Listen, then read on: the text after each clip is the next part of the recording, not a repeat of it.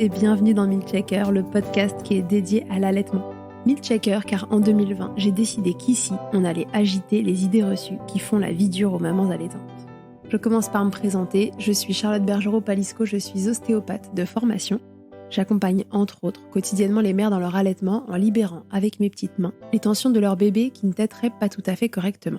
Je suis également formatrice en ostéopathie pédiatrique et sur le sujet spécifique des troubles de la succion des nourrissons et podcasteuse à mes heures pas si perdues. Enfin, je suis surtout la maman de 2 enfants, l'un allaité 1 année et l'autre est en train de téter au moment où j'enregistre cette intro. Ici, tu écouteras des témoignages autour de l'allaitement, des vécus tous différents mais essentiels à recueillir pour apprendre de l'expérience des autres, pour se repérer, s'identifier parfois, déculpabiliser aussi mais surtout assurer la transmission nécessaire pour normaliser et même banaliser ce qui devrait l'être, nourrir son bébé, bambin, si on le souhaite, comme on le souhaite, et le temps que la dyade, comme on l'appelle, mère-enfant, le désire. Et ce n'est pas tout, car si l'allaitement était facile, ça se saurait. Le manque de transmission d'informations n'épargnant personne, il me semblait essentiel que ce podcast s'adresse aussi aux professionnels entourant les mères durant cette période. C'est l'intérêt des épisodes experts que vous pourrez écouter régulièrement, que vous soyez parents ou soignants, pour vous orienter face aux difficultés rencontrées. On y traite toutes sortes de problématiques liées de près ou de loin à l'allaitement et plus encore. Un seul objectif ici, informer le plus largement possible.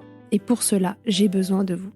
Dès qu'un épisode vous a plu, aidez-moi en le faisant voyager pour qu'il arrive dans chaque oreille qui peut en bénéficier.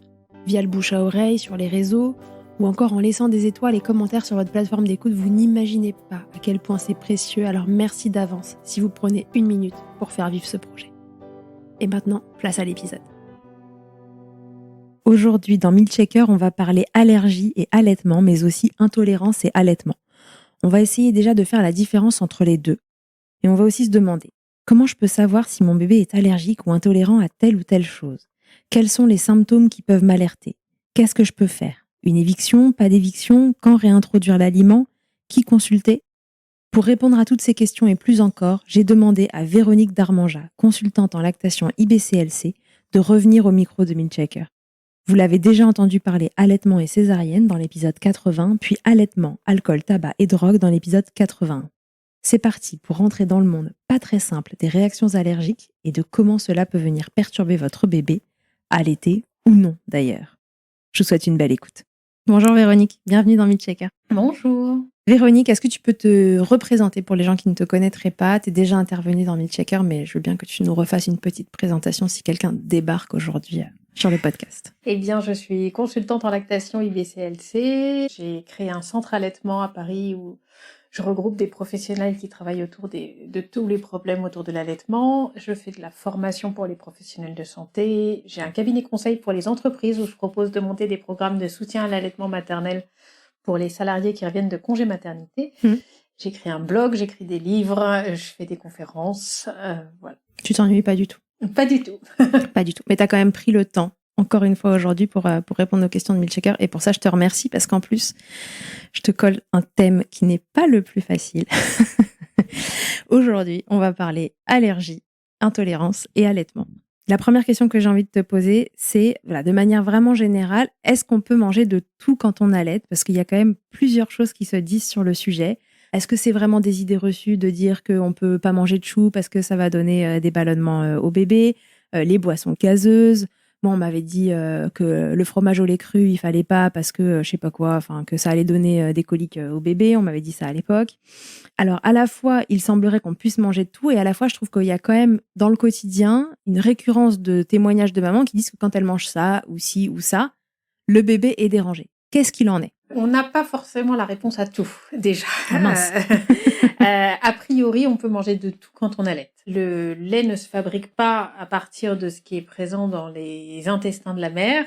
Il se fabrique à partir des éléments présents dans le sang de la mère. Ce qui va passer clairement dans le lait, c'est le goût de ce que la mère mange. Et tous les goûts ne passent pas de la même manière. Il y a des goûts qui passent plus que d'autres.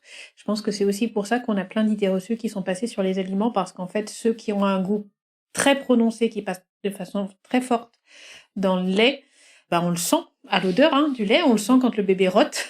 Ouais. Si la maman mange des asperges, le bébé rote de l'asperge, ça c'est sûr. Ouais. Et ça fait un peu comme dans l'urine. Oui, tout à fait. Donc il y a des goûts qui passent de façon très marquée, mais ça ne gêne pas spécialement les bébés. Ça peut arriver qu'un bébé refuse de téter parce qu'il aime pas le goût.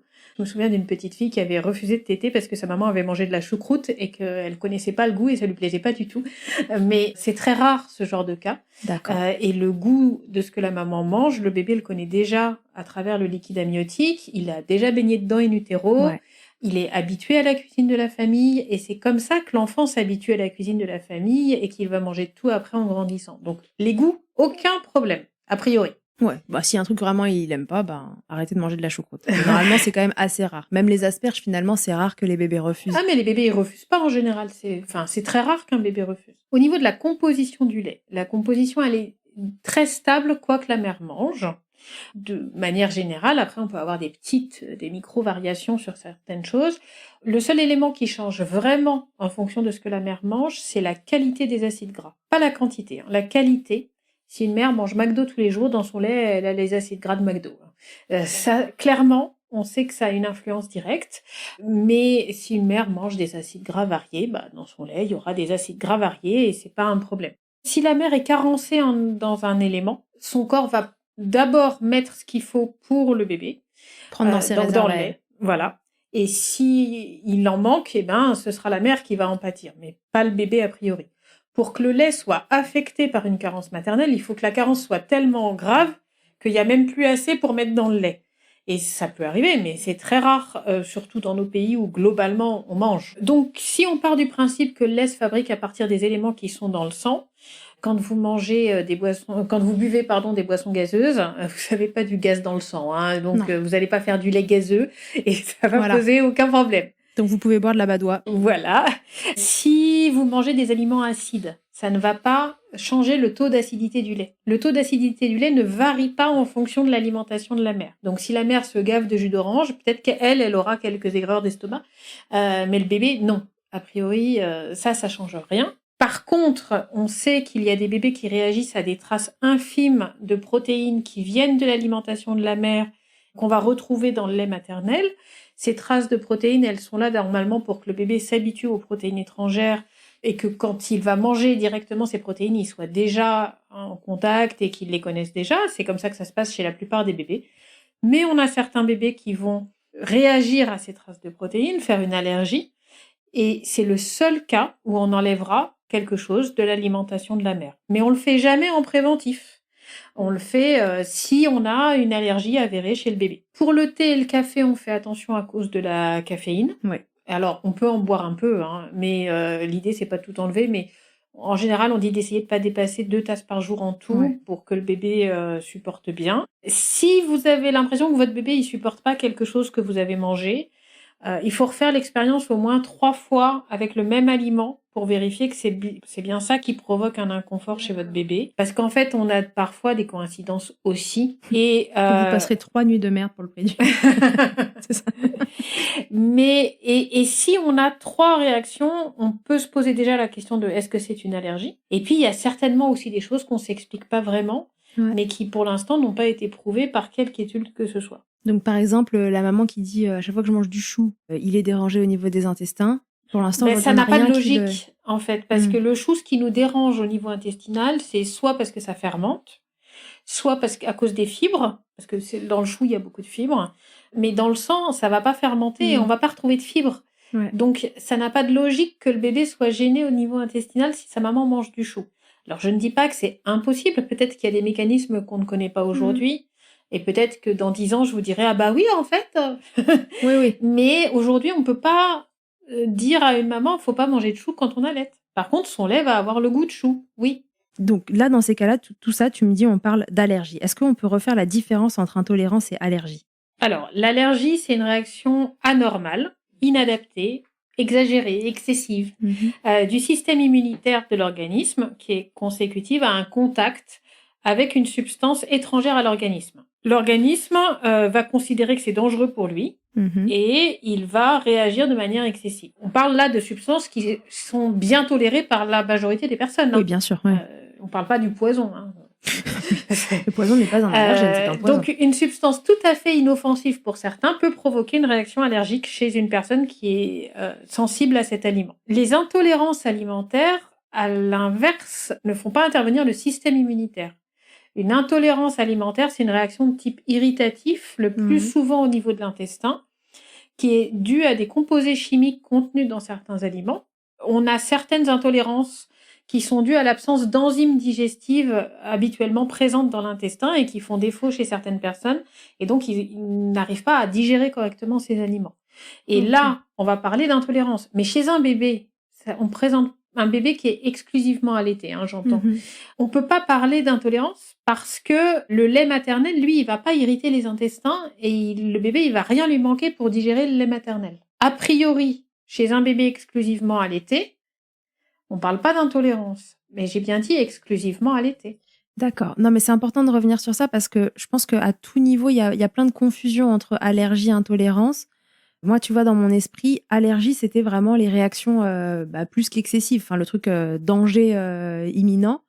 Mais en fait, dans la définition réelle, il y a en fait plein de stades d'allergie. En fait, non seulement il y a plein de stades, c'est deux mécanismes différents. Mais c'est surtout qu'on a plusieurs types d'allergies. On a des allergies IgE médiées qui vont avoir effectivement des réactions quasi immédiates, en tout cas très rapides et qui peuvent être très impressionnantes. Ouais. Voilà.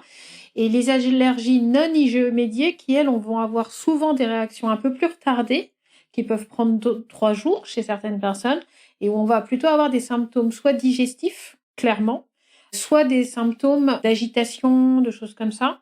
Et ces 2 types d'allergies sont des allergies, donc c'est une réaction du système immunitaire. Ouais, c'est vraiment la notion de soit le système immunitaire réagit, soit juste il y a une irritation qui se crée. Si c'est une irritation, on parle d'intolérance. Oui, voilà, si c'est une irritation, on va parler d'intolérance.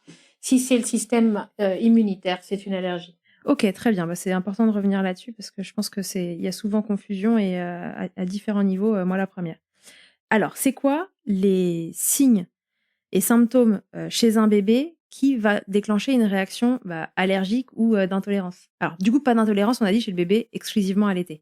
Mais par contre, il peut y avoir des intolérances chez le bébé, soit en mixte, soit biberonné, soit diversifié. Alors, les signes d'allergie, ils sont extrêmement variés et nombreux.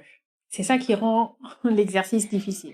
Ce qu'on va avoir le plus souvent chez les bébés, c'est du reflux gastro-œsophagien, qui est un symptôme à part entière d'allergie. Dans 50% des cas de reflux, on sait que c'est un reflux qui est dû à une allergie. 50% quand même. Et que quand on supprime l'allergène, le reflux disparaît totalement. Et l'autre 50%, c'est de la mécanique. Donc, le reflux chez les bébés, ça peut être un signe d'allergie. Chez les bébés, on va avoir de l'eczéma, des réactions atopiques.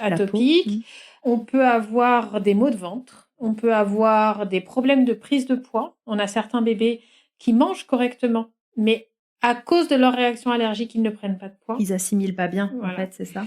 On ne sait pas exactement pourquoi ils prennent pas de poids. Mais en tout cas, on peut avoir un problème de prise de poids. On peut avoir des glaires dans les selles. Attention, ça peut être aussi un bébé qui a un rhume. Qui a un rhume qui fait les dents. Voilà. Quand un bébé sécrète des glaires, on va les retrouver dans ses selles. Mais quand le bébé n'a pas de rhume et qu'on a des glaires dans les selles, il faut se poser la question de l'allergie parce que c'est un signe d'allergie. Le sang dans les selles peut être un signe d'allergie. Selles vertes ? Non. Selles vertes, non. Les selles vertes, c'est juste quand le transit a été accéléré. Quand le transit a été accéléré. Les selles vertes, dans l'absolu, on s'en fiche en fait. On s'en occupe pas. Ok. C'est pas un problème en soi des selles vertes. Par contre, des glaires dans les selles, oui. Du sang dans les selles, oui. Et ça, je dirais que c'est les réactions les plus communes chez les bébés. Après, on peut en avoir plein d'autres. On peut avoir des manifestations respiratoires avec le nez qui coule, le nez bouché, les yeux larmoyants, des bronchites à répétition, des otites à répétition. ORL. Toute la partie ORL peut être touchée. On peut avoir des réactions oculaires avec des conjonctivites, avec des kératites. On peut avoir des manifestations cutanées avec des éruptions faciales rouges qui ressemblent comme à du papier de verre.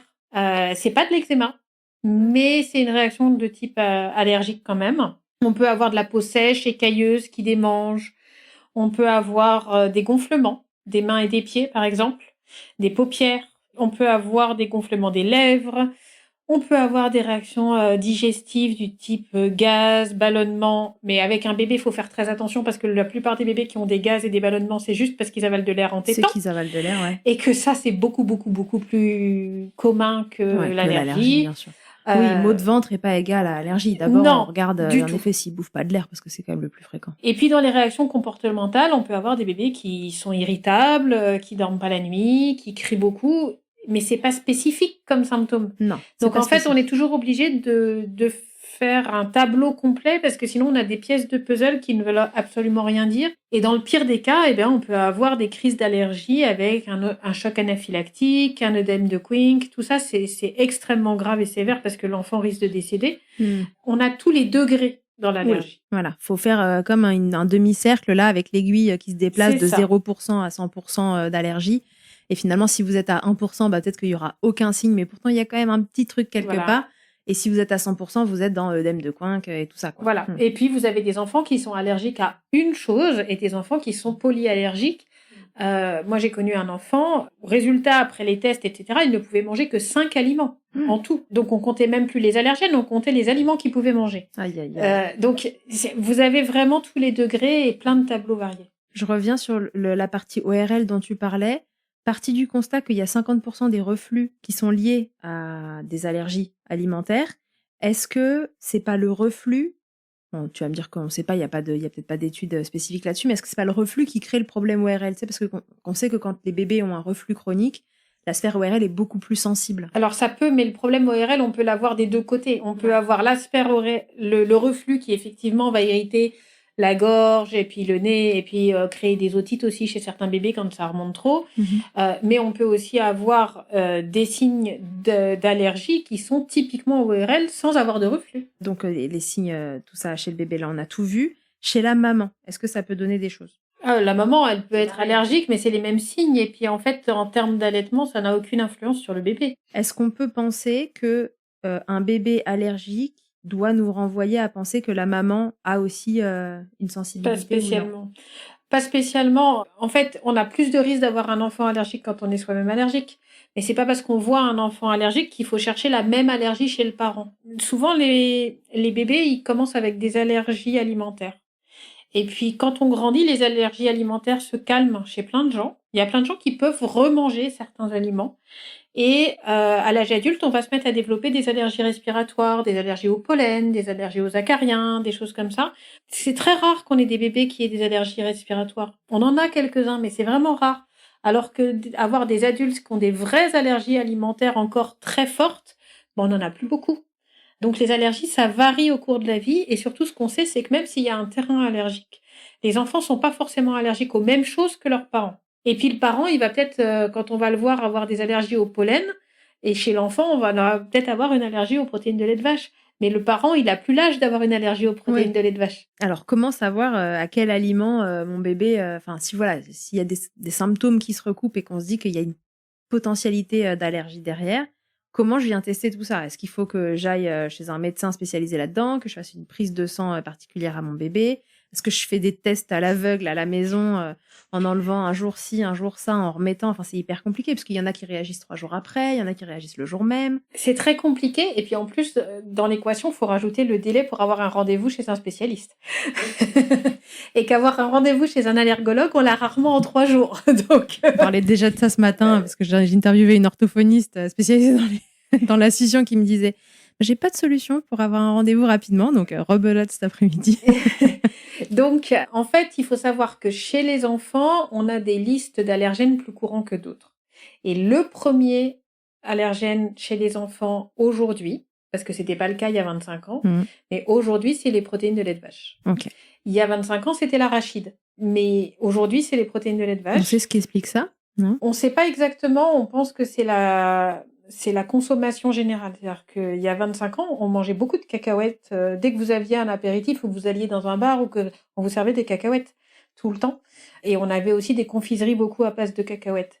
Comme il y a eu énormément d'allergies, on a diminué la consommation des cacahuètes. Et après, on a dit les produits laitiers sont nos amis pour la vie. Voilà. C'est ça. Et la consommation des produits laitiers, elle a explosé. Quand vous regardez les linéaires dans les magasins, c'est absolument énorme. Ouais. Donc, on pense qu'il y a un lien, d'autant plus que dans les pays où on mange pas de produits laitiers, on n'a pas d'allergie aux produits laitiers. Ouais, c'est comme les Italiens qui sont tous cœliaques parce qu'en fait, ils mangent trop de gluten. C'est possible, mais la différence, c'est que la maladie cœliaque, c'est pas une allergie. Oui, C'est une maladie. Ça n'est pas le système immunitaire. On l'a aujourd'hui. Première allergie possible, les protéines de lait de vache, parce que c'est la plus fréquente. Et ce qu'on peut faire avec un bébé, c'est faire une éviction totale chez la mère et chez le bébé. Pourquoi je dis aussi chez le bébé? Parce que si jamais on lui donne des compléments de préparation pour nourrissons, on n'oublie pas que les préparations pour nourrissons, elles sont majoritairement conçues à partir de lait de vache.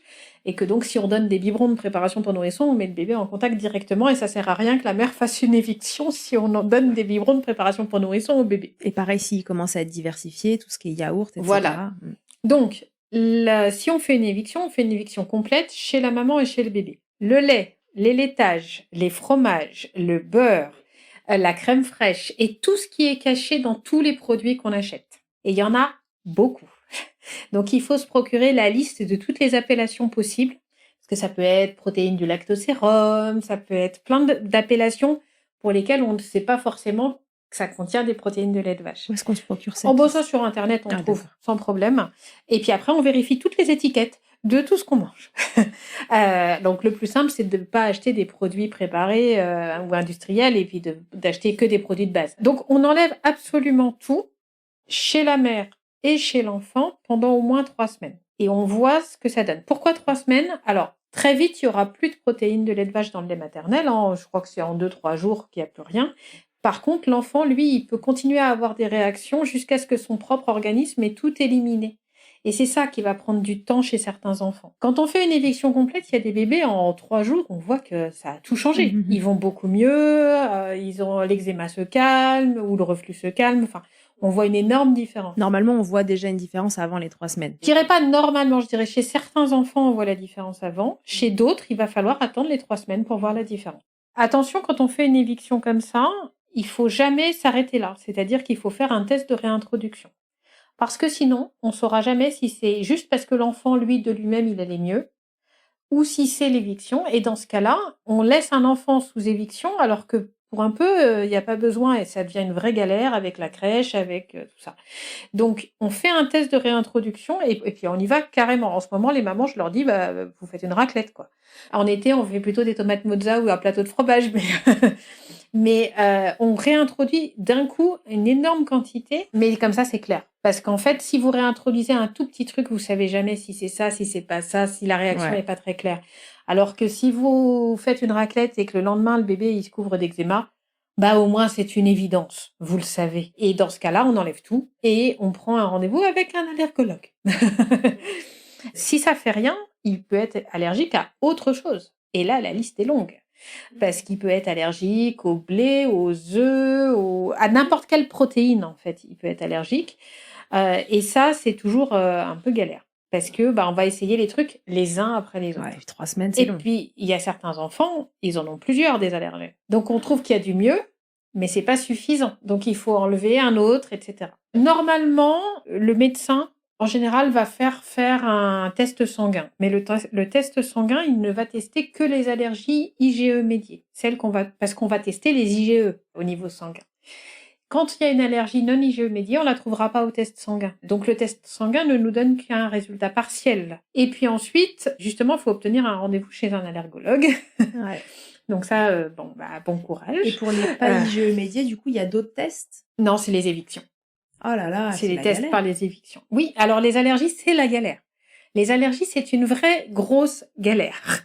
Parce que ça prend beaucoup de temps pour avoir un résultat satisfaisant, parce qu'il faut le temps d'avoir trouvé tous les allergènes, que pendant ce temps-là, l'enfant, il est pas bien, que les parents, ils galèrent.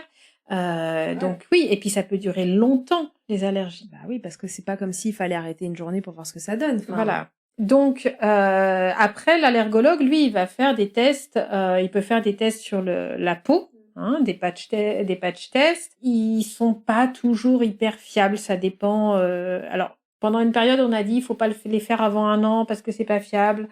Après, il y a des gens qui ont dit, mais si, même avant 1 an, c'est fiable. Il y a une époque, on avait ce qu'on appelait le Dialer test, qui était un patch test pour les protéines de lait de vache. Le problème, c'est qu'il avait énormément de faux négatifs. Donc, on avait 40% de faux négatifs. Donc, quand il était positif, on savait que c'était vraiment une allergie aux protéines de lait de vache, mais quand il était négatif, on savait jamais. Oui, faux négatif, ça veut dire que le test revient négatif. Genre, il n'y a rien, mais en fait, il y a quelque chose. Voilà. Et donc, ils l'ont enlevé. On trouve plus le dialertest. Mais donc, les allergologues font d'autres tests directement sur la peau, soit avec le principe actif d'un aliment, soit directement avec l'aliment en direct, avec une petite incision et puis un bout d'avocat, un bout de... Ah oui, ça fait plateau repas sur la peau de votre bébé, c'est sympa comme tout. Dans tout ça, finalement, le plus fiable, souvent, c'est les tests d'éviction, mais c'est le plus pénible aussi. Test diagnostic, ok, très bien, on a compris. Donc, il y a les évictions, il y a les tests sanguins, mais les tests sanguins ne couvrent pas la totalité des allergies. En gros, si on sent qu'il y a un truc comme ça, il faut quand même se rencarder rapidement pour trouver un rendez-vous, quitte à ce que ça prenne du temps, et puis de tester des évictions entre-temps, quoi. C'est ça. Mon bébé est allergique aux protéines de lait de vache et aux œufs. Le problème, c'est que pendant que je teste les protéines de lait de vache, je continue de manger des œufs. Oui. Mais on va avoir un mieux. Mais on aura un mieux quand même. On aura un mieux, mais ce sera pas parfait. Combien de temps il faut éviter l'aliment après? Alors, ça dépend des aliments. Une fois qu'on est sûr. Si on a trouvé, si vraiment on en a passé... Et encore à chaque fois, hein, quand on fait un test d'éviction, on fait un test de réintroduction. Hein. Oui, c'est ça. C'est-à-dire que pour être sûr, il faut avoir éviction-réintroduction. D'accord, donc on a réintroduit, on est sûr que ce truc-là, ça passe pas. La durée est très variable d'un aliment à l'autre. Les allergies qui passent le plus vite aujourd'hui, c'est les allergies aux protéines de lait de vache. Ça, c'est une bonne nouvelle. Ouais, c'est les plus fréquentes. À partir d'un an, chez certains enfants, ça va mieux. Pour d'autres, c'est 2 ans, voire 3 ans. Mais souvent, à 2 ans, ça va déjà beaucoup, beaucoup, beaucoup mieux. Ça veut pas dire qu'ils vont pouvoir se gaver de laitage. Il y en a certains qui vont garder une petite sensibilité, mais c'est une allergie qui passe relativement vite. Il y a d'autres allergies qu'on garde toute sa vie. Et c'est pas les mêmes forcément chez tout le monde. Donc, c'est à voir avec l'allergologue et en fonction de la sévérité des symptômes, soit on va faire un test de réintroduction à la maison à partir d'un certain âge, soit on va le faire en milieu hospitalier. Par exemple, les allergies aux médicaments, les gens qui sont allergiques à la pénicilline, on fait pas un test à la maison en leur disant de prendre un antibiotique. Oui. On fait un test à l'hôpital. Ou les enfants qui ont fait des symptômes hyper avec des œdèmes de Quincke, des choses comme ça, on fait des tests de réintroduction à l'hôpital. Ouais. On ne fait pas le petit chimiste à la maison, là. On ne fait pas le petit chimiste à la maison. Et puis surtout, on n'essaye pas de réintroduire tous les 3 mois parce qu'en fait, maintenant, on réintoxine le système à chaque fois, quoi. On le resensibilise. Oui, resensibilise. Et on sait que les allergies passent plus vite quand les évictions ont été bien faites pendant un certain temps. Est-ce que quand je fais une éviction, par exemple, d'œufs, disons, je dois lire sur les étiquettes? Tu vois, dans Les Petits Princes, il y a marqué « peut contenir des traces d'œufs parce que c'est fait dans un atelier où il y a aussi de l'œuf, etc. » Alors, tout dépend. Si c'est la maman qui allaite qui fait une éviction pour son bébé qui est exclusivement allaité, ce qu'il faut bien comprendre, c'est que dans le lait maternel, c'est déjà des traces infimes de protéines qu'on trouve. On ne trouve pas les protéines entières. Donc, des traces de traces. Donc, des traces de traces, en fait, normalement, on s'en fout. C'est-à-dire que si c'est marqué traces possibles d'œufs, ça veut dire qu'effectivement, ça a été fait dans un laboratoire où on utilise de l'œuf, mais qu'on n'a pas utilisé d'œufs dans la recette. Et donc, non, là, les mamans, moi, je leur dis, on s'en fiche, vous laissez tomber. Par contre, si l'enfant est diversifié et qu'il y a marqué traces possibles dans ce qu'on lui donne directement à lui, alors là, non. Là, on fait attention. Surtout s'il a des symptômes sévères. Plus les symptômes sont sévères, de toute façon, plus il faut être attentif à ces trucs-là. C'est-à-dire, si c'est marqué sur les emballages, c'est pour les gens qui ont des symptômes sévères, parce que ceux qui ont 3 ballonnements, finalement... ils sont rarement allergiques, vraiment, ceux qui ont 3 ballonnements. Comment on réintroduit? Ça, tu nous l'as dit. En fait, on fait une raclette, quoi. C'est ça. Oui, enfin, s'il est allergique au blé, ça sert à rien de faire une raclette. Hein, s'il est allergique au blé, on va chez se fait un sandwich ou une pizza. Ouais, en plus, en France, c'est facile de manger du blé aussi. Vous pouvez aller vous acheter une bonne baguette et la manger en entier. Boum, badaboum, le lendemain, ça va. Mais attention, la réintroduction, encore une fois, si on a une allergie avérée qui a été diagnostiquée, on la fait pas tout seul. Ouais. On voit avec l'allergologue. Oui, là, comme on est sur un podcast allaitement, qu'on parle du bébé allaité, c'est vrai que quand on le fait à travers la maman, comme c'est des traces infimes, on peut se permettre de faire ça un peu à l'artisanal. C'est ça. Mais pas en direct avec l'organisme qui réagit. Si mon premier bébé a été allergique aux protéines de lait de vache, est-ce que mon bébé numéro 2 est plus risqué d'être allergique aux protéines de lait de vache? Oui ou non, déjà? Alors oui. Ce qu'on sait, c'est que si les 2 parents sont allergiques à quelque chose, on a 40 à 60% des enfants qui risquent d'être allergiques. Ça, c'est ce qu'on appelle le terrain allergique. Ouais. Si un seul des parents est allergique et pas l'autre, on a 20 à 40% des enfants qui sont allergiques. Si on a un frère ou une sœur allergique et pas de parents allergiques, on a 30% des enfants qui sont allergiques. Ce qui n'est pas montré dans les études, mais que j'ai quand même remarqué souvent, c'est qu'il y a certains allergènes qu'on retrouve plus en familial. C'est-à-dire que si j'ai un enfant allergique à l'œuf, j'ai 30% de risque d'avoir un autre enfant allergique à autre chose, ou à l'œuf ou à autre chose. Par contre, si j'ai un enfant allergique aux protéines de lait de vache, eh ben, j'ai beaucoup plus de chances d'avoir un enfant, le deuxième aussi. D'accord. Mais c'est pas montré par les études. Mais franchement, dans les familles que je vois, c'est tellement fréquent que je pense qu'il y a quand même quelque chose qui est variable en fonction des allergènes. Et puis, si on n'a aucun parent allergique, pas de frères et sœurs allergiques, etc., on a 10 à 20% des enfants qui ont un risque d'allergie quand même. C'est-à-dire qu'aujourd'hui, l'allergie est un phénomène de notre siècle. On a beaucoup plus d'allergies maintenant qu'il y a 40 ans, par exemple. Alors, vous me direz, il y a 40 ans, on s'en occupait pas. C'est pas faux. Moi, pour avoir été fortement allergique étant bébé, je vomissais tous mes biberons. Je vomissais, à l'époque, on nous donnait des briques de lait à la récré.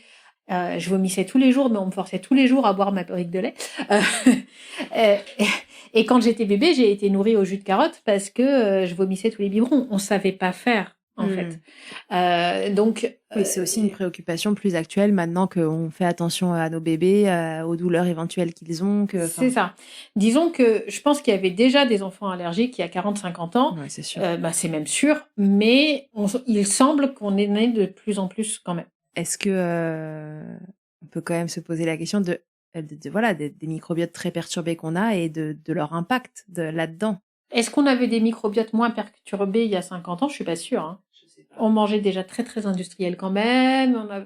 Je suis pas sûre que ça ait été mieux il y a 50 ans. Je le mets ici comme ça, c'est gravé. J'essaie de trouver un spécialiste du microbiote pour répondre à des questions plus spécifiques parce qu'après ça sort de ton champ de compétences à toi. Et je pense que ce serait un bon complément à cet épisode pour essayer de comprendre d'un peu plus près comment ça fonctionne à l'intérieur de nos bidons. Donc, en tout cas, si, du coup, mon bébé 2, puisque mon bébé 1 a eu une allergie aux protéines de lait de vache ou une autre allergie, est-ce que si mon bébé 2 est plus risqué, donc oui, c'est vrai, il est plus risqué d'en développer une, est-ce que je peux anticiper quelque chose ou est-ce que non, au contraire, faut pas anticiper? Surtout pas. D'accord. On ne fait jamais d'éviction préventive, ni pendant la grossesse, ni pendant l'allaitement. Ni dans l'alimentation directe qu'on donne à un enfant. Parce que ça augmente les risques d'allergie par la suite. Le fait de ne pas le mettre en contact va venir augmenter les risques d'allergie. Tout à fait. Ce qui est corrélé avec le fait que, au moment de la diversification, les dernières recommandations, c'est allaitement exclusif jusqu'à 6 mois, puis en complément d'une diversification jusqu'à 2 ans. Mais pour les bébés au potentiel allergique, démarrer la diversification un peu plus tôt. On peut la démarrer un peu plus tôt, effectivement. Ça, c'est des questions qui sont très controversées. Ouais. Parce que les gens qui s'occupent d'allergie disent il faut la commencer plus tôt pour le risque d'allergie. Sauf que quand on s'occupe de l'ensemble de la situation, si le système digestif de l'enfant n'est pas prêt à manger plus tôt, on lui arrange pas les choses en lui donnant une diversification trop tôt. Et c'est pour ça d'ailleurs que l'OMS continue à garder une recommandation de 6 mois d'allaitement exclusif avant de diversifier. Donc c'est très franco-français de dire aux parents de commencer plus tôt.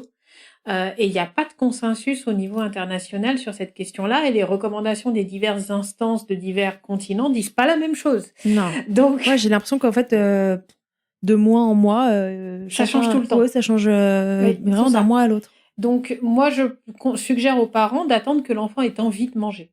Parce que s'il a envie de manger, c'est qu'il est prêt à manger, a priori. Ouais. Et il y a des enfants qui ont envie de manger à 5 mois et demi, il y a des enfants qui ont envie de manger à 7 mois, et c'est pas dramatique en soi. Par contre, ce qui est important, c'est que quand on introduit des aliments, plus l'enfant est allaité, plus on fait baisser le risque de réaction allergique. Donc, il faut pas arrêter l'allaitement au moment de la diversification, en fait. Ah oui. Si on peut éviter, c'est mieux. Ok, très bien. Donc, on n'anticipe rien, on laisse venir, et au contraire, il faut pas le faire parce que ça peut augmenter le risque. Alors, on n'anticipe rien dans les actions, mais par contre, on observe son bébé. Oui, bien sûr. Parce que quand on en a déjà eu un allergique, en général, on se rend compte assez vite qu'il y a un problème. On reconnaît les signes. Ensuite, il y a autre chose qui tourne actuellement, c'est que quand on donne des compléments aux bébés qui vont être allaités exclusivement, quand on leur donne des compléments en maternité, il semblerait qu'ils aient un plus fort risque de développer des allergies aux protéines de lait de vache, puisque les compléments, encore une fois, sont à base de protéines de lait de vache. Déjà, est-ce que c'est vrai? Alors oui, c'est vrai. On a des études qui ont montré que si on donne 1 ou 2 compléments à un enfant qui, par ailleurs, est exclusivement allaité, il a beaucoup plus de risques de développer une allergie aux protéines de lait de vache. Quand tu dis beaucoup, il y a un chiffre? Je sais plus par cœur, mais je sais que c'est vraiment beaucoup plus. D'accord, ok. Et ce qui est paradoxal, il a plus de risques de développer une allergie aux protéines de lait de vache qu'un enfant qui n'est pas allaité. Oui, c'est ça qui est fou. C'est ça qui est fou. Donc, si à la maternité, on a besoin d'utiliser un complément, parce que ça peut arriver, on va pas être des ayatollahs du 100% allaitement quand on a un enfant qui a perdu plus de 10% de son poids et une maman qui n'arrive pas à tirer son lait. Oui, à un moment, faut qu'il mange. Faut qu'il mange. Et c'est la priorité, c'est qu'il mange. Mais dans ce cas-là, il faudrait utiliser un hydrolysa. Oui, qui sont les sur prescription médicale, c'est ça? Mais à la maternité, ils les ont, les hydrolysats. Et il y a maintenant beaucoup de maternités qui font ça. Que quand il y a besoin de compléments chez des bébés allaités, ils donnent un hydrolysa. Comme ça, on fait baisser le risque. D'accord. Et attention, il y a des gens qui ont extrapolé en disant « Ah bah oui, dans ce cas-là, s'il a eu un complément à la maternité, il faut qu'il en ait un tous les jours pour éviter l'allergie pendant tout l'allaitement. » Alors ça, c'est très, très controversé. On n'a aucune étude qui montre ça. Et en plus, on va modifier le microbiote du bébé à long terme en lui introduisant de la préparation pour nourrisson tous les jours. Et c'est absolument pas recommandé. D'accord. Donc, même si un enfant a eu qu'un ou deux compléments en maternité, oui, il a plus de risques de développer une allergie aux protéines de lait de vache. Maman continue à manger des protéines de lait de vache si elle a l'habitude d'en manger, mais on va pas lui donner un biberon tous les jours juste parce que on penserait que ça allait prévenir un risque d'allergie ultérieure. C'est pas prouvé et on n'a rien de fiable qui montre qu'il faille faire ça. D'accord. Oui, et puis en plus, c'est éventuellement un danger pour votre lactation, donc... Oui, et puis c'est surtout que quand on a quand vous voyez le prix des boîtes de lait, une boîte entamée, elle dure 3 semaines, après il faut la jeter. Ah oui, il y a des parents qui vont du coup être tentés de l'utiliser et du coup mettre par terre un allaitement qui marchait bien par ailleurs. C'est aussi stupide. Est-ce que tu aurais une espèce de conseil, une conduite à tenir, à donner aux professionnels qui reçoivent des parents qui peut-être, où il y aurait un sujet, tu vois, autour d'une éventuelle allergie? Quelle est la conduite à tenir face à un couple maman-bébé comme ça? Toi, en tant que consultante, t'accompagnes ça, tu vois, de dire, OK, pendant 3 semaines, on enlève ça, puis pendant 3 semaines, on fait ça? Ou à quel moment tu réfères justement vers l'allergologue immédiatement? Alors, moi, en tant que consultante en lactation, mon rôle, c'est pas de gérer l'allergie. Ouais. Et chaque professionnel a son rôle. Moi, si je retrouve des signes qui peuvent faire penser à ça, je vais faire un courrier pour le médecin de l'enfant en lui expliquant ce que j'ai vu moi, ce que j'ai éliminé du côté allaitement, parce qu'un enfant qui a des gaz, encore une fois, en général, c'est qu'il avale de l'air en tétant. C'est pas qu'il est allergique. On va pas tout de suite enlever le lait, Voilà. Donc, je vais faire un courrier éventuellement au médecin s'il y a besoin. Et après, c'est au médecin de gérer ça. C'est pas à moi. J'ai pas les compétences pour ça. Et le médecin, en général, va référer à l'allergologue. Par contre, encore une fois, je pense qu'il y a plein de bébés chez qui on a parlé d'allergie quand, en fait, il n'y avait pas d'allergie. Et on a eu beaucoup de bébés à une époque qui étaient avec des évictions en veux-tu, en voilà, et surtout aux protéines de lait de vache, alors qu'en fait, il n'y avait pas besoin. Donc, il ne faut pas se précipiter non plus sur cette histoire d'allergie et commencer par aller au plus simple. Le plus simple, c'est est-ce que votre bébé, il mange assez? Parce qu'il y a des bébés qui pleurent, mais c'est pas de l'allergie, c'est qu'ils ont faim. Oui, ça te fait rire. Commençons par la base. Non, mais oui, vrai. mais des fois, on cherche beaucoup trop compliqué. Donc, est-ce qu'il mange assez? Est-ce que sa prise de poids est bonne? Est-ce que il tète correctement? Est-ce qu'il avale de l'air quand il tète? Ouais, parce que ça, c'est tellement fréquent. C'est tellement fréquent, donc il faut... Clairement, on commence par ça. Est-ce que ce bébé, il est dans les bras de ses parents quand il en a besoin aussi? Parce qu'il y a des parents qui considèrent que leur bébé pleure beaucoup, mais parce qu'ils veulent le poser. Et un nouveau-né, il passe beaucoup de temps dans les bras de ses parents, et ça, c'est normal.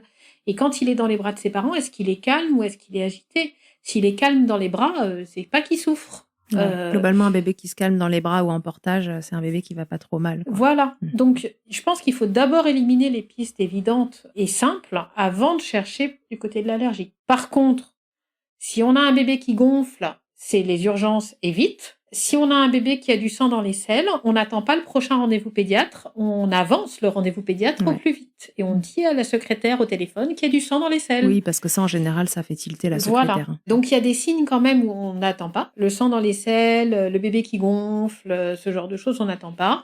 Par contre, un bébé qui a des gaz, mal au ventre, du reflux...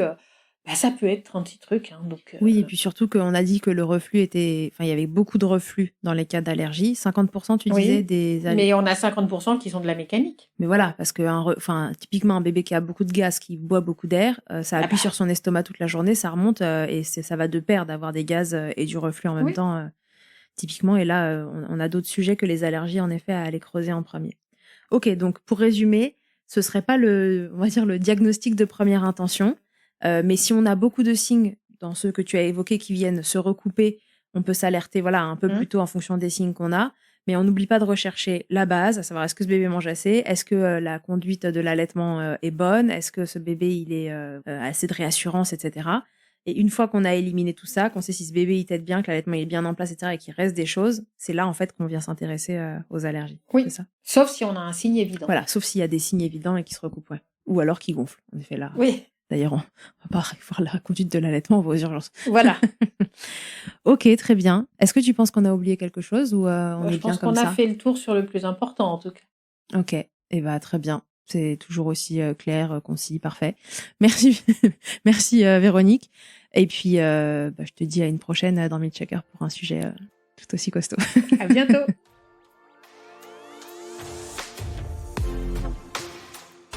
Un grand merci d'avoir écouté cet épisode jusqu'au bout. Je te le redis encore une fois, mais c'est si important. Si tu as aimé cet épisode, n'hésite surtout pas à le partager, à mettre une note ou des étoiles sur les plateformes d'écoute pour m'aider à le faire connaître. Déjà, ça me booste et ça me motive à continuer de créer ces contenus. Et surtout, ça permet à de nouvelles personnes d'être informées correctement sur l'allaitement. Pour échanger ou me faire un retour sur ce que tu as entendu, rendez-vous sur Instagram @milkshakerpodcast et je te répondrai avec plaisir. Pour rechercher un épisode, cette fois, une thématique, c'est sur le site internet milkshaker.fr que ça se passe. Tu y trouveras tous les épisodes et un moteur de recherche pour t'orienter en fonction du sujet recherché. Pour me consulter, comme ostéopathe, ça se passe à Suresnes, dans le 92. La prise de rendez-vous, elle se fait sur Doctolib en tapant Charlotte Bergerot-Palisco. On se quitte, comme au premier jour, avec Emma et son titre Blinded, en collaboration avec Nemen. Je vous donne rendez-vous au prochain épisode, et d'ici là, n'oubliez pas, milkshaker autant que vous le voudrez, et bousculons ensemble les idées reçues sur l'allaitement maternel.